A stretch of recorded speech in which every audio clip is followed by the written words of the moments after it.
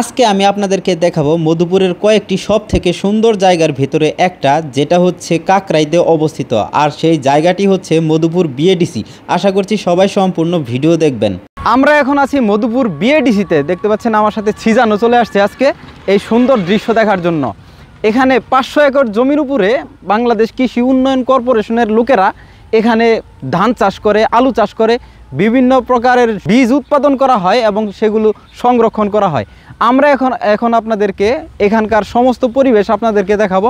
এখানে সব কিছুই সুন্দর সাজানো গুছানো এবং এইখানে যেই ফুলের গাছগুলো আছে সেটা আসলে কোনো পার্কের থেকেও কম না।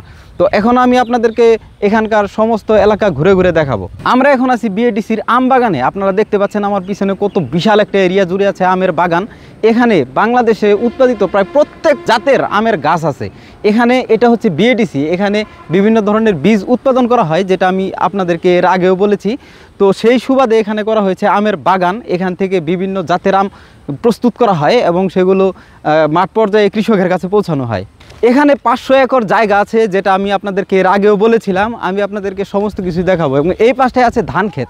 এখানে প্রায় প্রত্যেক জাতের ধান আছে, যেগুলো এখান থেকে উৎপাদন করা হয় এবং এগুলো উৎপাদন করা হয় বিশেষ করে বীজ উৎপাদনের জন্য, আর সেগুলো মাঠ পর্যায়ে কৃষকের কাছে পৌঁছে দেওয়া হয়। আপনারা এখানে দেখতে পাচ্ছেন বিভিন্ন প্রকারের নারকেলের গাছ আছে। এখানে কিন্তু সব থেকে ভালো ভালো জাতের নারকেলের গাছগুলা এবং নারকেলের চারাগুলা এখান থেকে উৎপাদন করা হয়।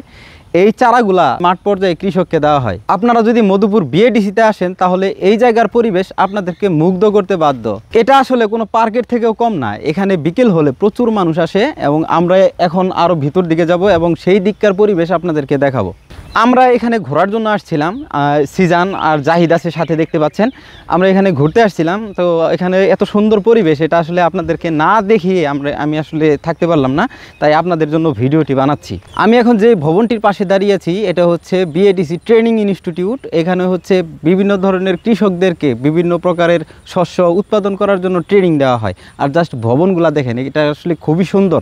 আর ওই পাশে আসছে মসজিদ। আপনারা এখানে অনেকগুলো সোলার প্যানেল দেখতে পাচ্ছেন।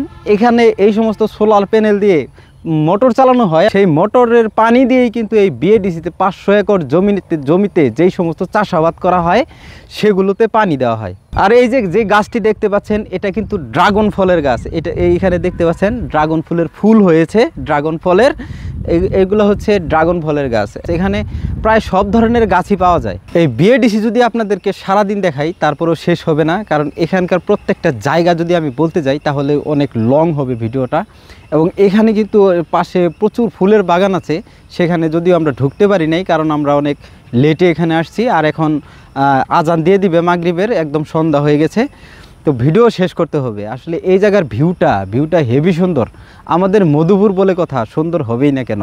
আমাদের মধুপুরের প্রত্যেকটি জায়গা, প্রত্যেকটি স্থান একদম চোখে ধরার মতো।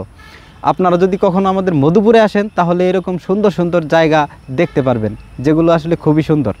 আর আপনারা এরকম সুন্দর সুন্দর জায়গা যদি দেখতে চান তাহলে আমাকে ফলো করুন। আমার ফলোয়ার খুবই অল্প।